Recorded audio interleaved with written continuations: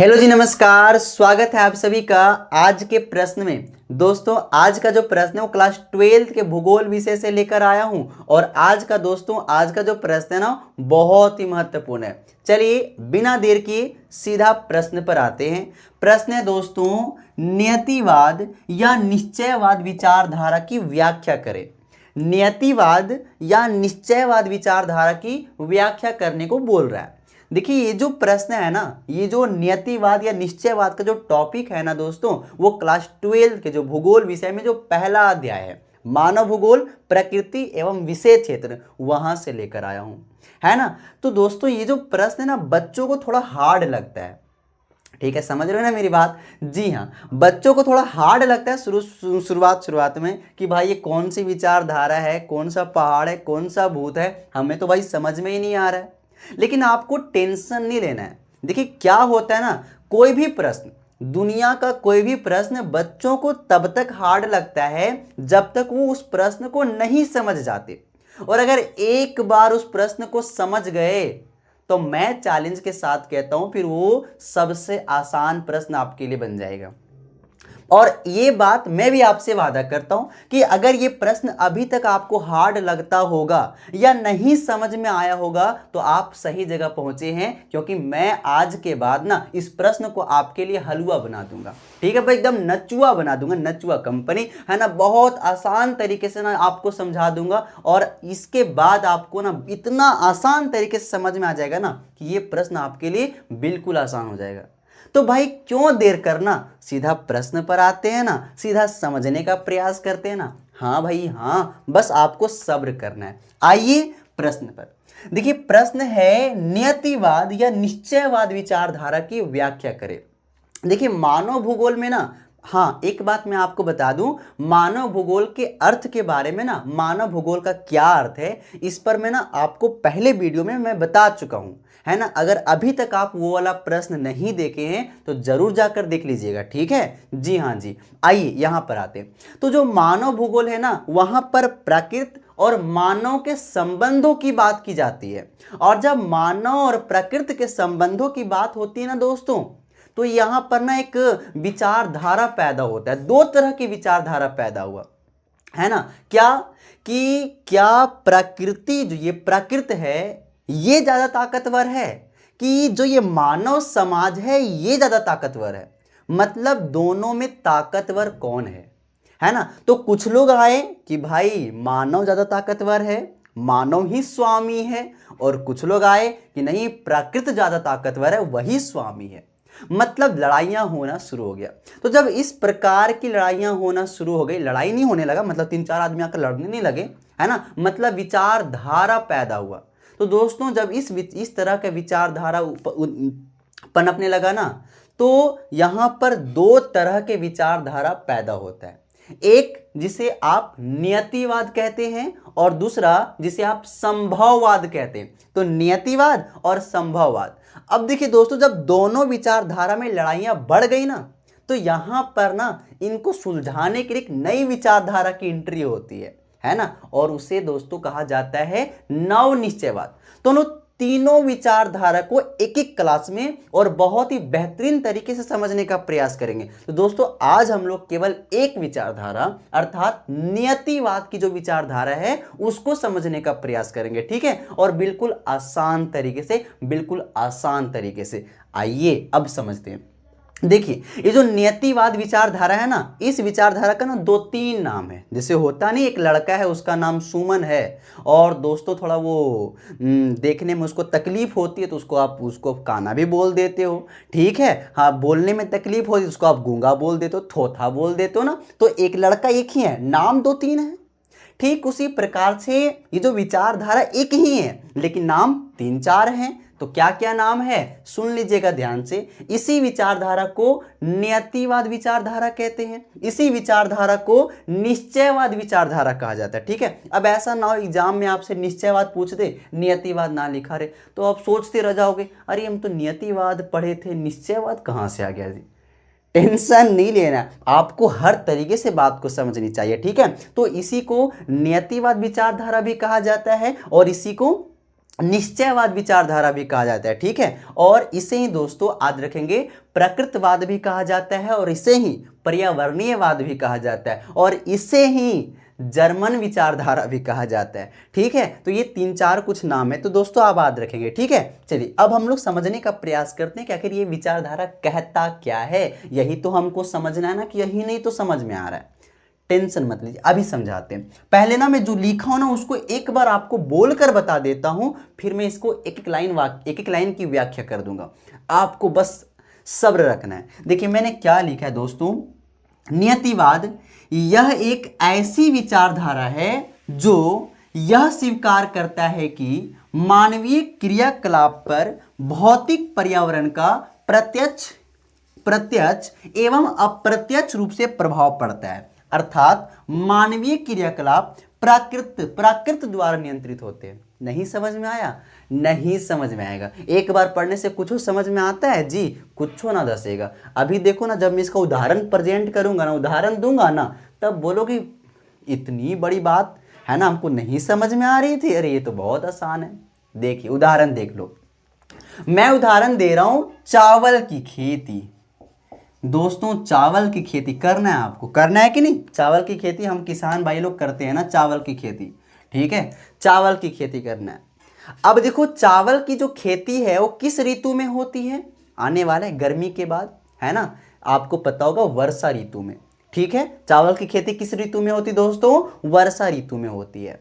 लेकिन मान लीजिए मैं ना आपको बोल दिया कि आप ना चावल की खेती ग्रीष्म ऋतु में कर देना, या फिर मेरा ही मन किया कि चलो भाई चावल की खेती तो वर्षा ऋतु में होबे करता है, हम ना चावल की खेती कर देते हैं, ग्रीष्म ऋतु में करने की कोशिश करते हैं। लेकिन जब हम ग्रीष्म ऋतु में चावल की खेती किए तो हम नहीं कर पाए, है ना। आप जानते हैं कि चावल की खेती सर ग्रीष्म ऋतु में नहीं हो पाएगी। चावल की खेती क्यों किस ऋतु में हो पाएगी? तो इसके लिए वर्षा ऋतु ही चाहिए। वर्षा ऋतु में ही चावल की खेती कर पाएंगे, है ना। तो बताइए यहां पर हम अपने मन से काम कर पाए क्या? नहीं। हमारा मन किया था कि ग्रीष्म ऋतु में हमको फुर्सत मिलता है तो हम ग्रीष्म ऋतु में चावल की खेती करेंगे। हमको वर्षा ऋतु में फुर्सत नहीं ना मिलता है तो वहां से चावल की खेती काहे करेंगे? लेकिन हम अपने मन से नहीं कर पाएंगे दोस्तों। क्यों नहीं कर पाएंगे? क्योंकि ग्रीष्म ऋतु में हमको पानी नहीं मिलेगा जितना चाहिए, है ना। और वर्षा ऋतु में चावल की खेती कर लेंगे। क्यों कर लेंगे? क्योंकि हमको पानी मिल जाएगा। अब बताइए आप अपने मन से काम किए कि प्रकृति के मन से काम किए? तो आपका जवाब आएगा कि हम तो प्रकृति के मन से काम किए। मतलब आपकी जो क्रियाकलाप है दोस्तों उस पर प्रकृति का प्रत्यक्ष रूप से प्रभाव पड़ रहा है ना। बरसात क्या किसी के पिताजी करा देते हैं जी? नहीं, बरसात तो प्रकृति द्वारा हो रहा है। तो हमारे क्रियाकलाप दोस्तों किसके द्वारा नियंत्रित हो रहा है? प्रकृति के द्वारा। अभी समझ में आयो जी? नहीं? तो चलो एक और उदाहरण दे देता हूं, एक और उदाहरण, फिर आपको यूं ही समझ में आ जाएगा जी। देखिए अभी ना क्या है, कुछ दिन मतलब 2-3 महीने पहले बहुत कड़ाके की ठंड थी, है ना। हमारे उत्तर भारत में बहुत ज़्यादा ठंड था। अब दोस्तों ठंड था तो हम लोग स्वेटर पहन लेते थे, इनर भी पहना हुआ करते थे, है ना। कानों में टोपियां पहना हुआ करते थे, सब चीज़ पहनते थे। अब जब गर्मी आ रही है, जब गर्मी आ जाएगी, मई जून का महीना आ जाएगा, तो मैं बोलूँगा कि तू ना स्वेटर पहन लो भाई, स्वेटर मस्त पहन लेना, इनर भी पहन लेना, कानों में टोपी भी लगा लेना। तो बोलोगे सर आप पगला गए हो का? हम गर्मी में ये सब कपड़ा पहनेंगे तो हमको तो वो तो गर्म कपड़ा है ना। तो बताइए आपने अपना आचरण चेंज कर लिया भाई। आप जो अपना व्यवहार चेंज कर लिए, ठंड में कोई और कपड़ा, गर्मी में कोई और कपड़ा। तो बताइए आप अपने मर्जी से कर रहे हो क्या? नहीं नहीं नहीं भाई, आप कर रहे हैं प्रकृति के मर्जी से। मौसम परिवर्तन हो रहा है। जब ठंड का मौसम आया तो आपने ठंडे वाले कपड़े पहन लिया, जब गर्मी का मौसम आया तो आपने गर्मी वाली कपड़ा पहन लिया। तो बताइए आपने मर्जी से किए? नहीं सर, ये तो प्रकृति के मर्जी से हुआ। मतलब आपके जो कार्य था वो किसके द्वारा नियंत्रित किया गया? प्रकृति के द्वारा नियंत्रित किया गया। ठीक है, अब समझ में आया। जैसे मान लेते ना कि हमको ठंडा के मौसम में मस्त टी शर्टें पहनने का शौक है ना, बहुत ज़्यादा ठंडा लग रहा है तो बताइए हम फिर वहाँ पे रह पाएंगे? नहीं रह पाएंगे सर। फिर हमको ना ठंडा मार देगा, कुछ भी हो सकता है ना, तो हमको स्वेटर पहनना पड़ेगा। तो दोस्तों यहाँ पर हम क्या समझाने की कोशिश कर रहे हैं आपको कि जो हमारे कार्य हैं, क्रियाकलाप है, वो किसके द्वारा नियंत्रित हो रहा है? प्रकृति के द्वारा। हम लोग ना कठपुतली हैं, हम लोग को नियंत्रित कौन कर रहा है? तो प्रकृति कर रहा है। अगर इसको एक लाइन में समझा जाए ना कि ये विचारधारा क्या है, तो आप एक लाइन में समझ जाइए कि ये विचारधारा ये बता रहा है, इस विचारधारा के अनुसार ये जो मानव है ये प्रकृति का दास है।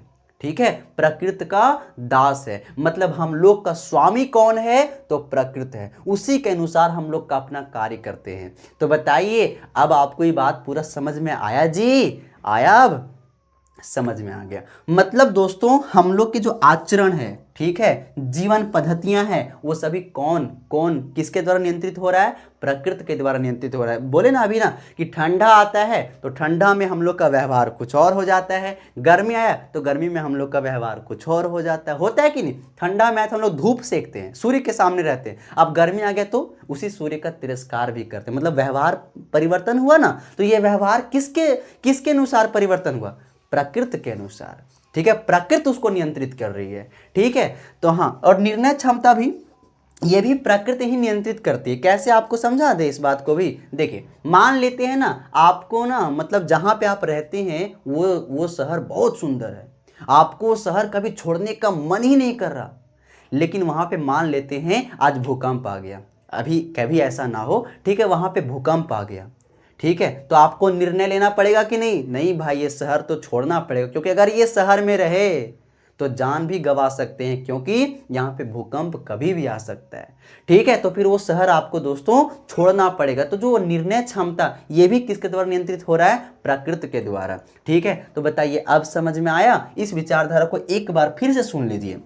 नियतिवाद क्या है दोस्तों? यह एक ऐसी विचारधारा है जो यह स्वीकार करता है कि मानवीय क्रियाकलाप पर भौतिक पर्यावरण का प्रत्यक्ष एवं अप्रत्यक्ष रूप से प्रभाव पड़ता है। अर्थात मानवीय क्रियाकलाप प्राकृतिक द्वारा नियंत्रित होते हैं। और अगर एक लाइन में समझा जाए तो इस विचारधारा के अनुसार मनुष्य प्रकृति का दास है। इतना लिख लोगे। और एक लाइन में और लिख सकते हैं कि मनुष्य का आचरण, निर्णय क्षमता, जीवन पद्धतियां प्राकृतिक कारक द्वारा नियंत्रित होते हैं। ठीक है दोस्तों, बताइए इतना समझने में कोई बड़ी बात है? नहीं सर, कोई बड़ी बात नहीं। इतना मैं ना डिस्क्रिप्शन में लिखकर आपको दे दूंगा, आप वहां जाकर लिख लीजिएगा। ठीक है, अब दोस्तों थोड़ा सा एक जान लीजिए इस विचारधारा के समर्थक कौन कौन है। तो दोस्तों आपने नाम सुना होगा फ्रेडरिक रेडजेल का नाम। तो फ्रेडरिक रेडजेल भी इस विचारधारा के समर्थक है। उनकी शिष्य कौन है? कुमारी एलन सी सैंपल। तो कुमारी एलन सी सैंपल भी इस विचारधारा के समर्थक है। ठीक है, आपने कांट रीटर का नाम सुना होगा, हमबोल्ट का नाम सुना होगा, अरस्तु का नाम सुना होगा। तो दोस्तों कांट रीटर भी, हमबोल्ट भी, अरस्तु भी और हेरोडोटस भी इस विचारधारा के समर्थक हैं, है ना। तो बताइए यहां तक आपको समझ में आ गया? और ये पूरी बात है ना दोस्तों, मैं डिस्क्रिप्शन में आपको इसका आंसर लिख कर दे दूंगा, आप जाइए और वहां से आंसर लिख लीजिएगा। लेकिन फटाफट बताइएगा ये प्रश्न आपको समझने में आया ना? समझ में आ गया ना? और अगर समझ में आया होगा तो एक लाइक कर दीजिएगा। आपके मन में कोई प्रश्न होगा तो कमेंट कर दीजिएगा, और दिल करे तो सब्सक्राइब कर दीजिएगा। तब तक के लिए आप सभी को बहुत बहुत धन्यवाद। फिर मिलते हैं अगले प्रश्न में।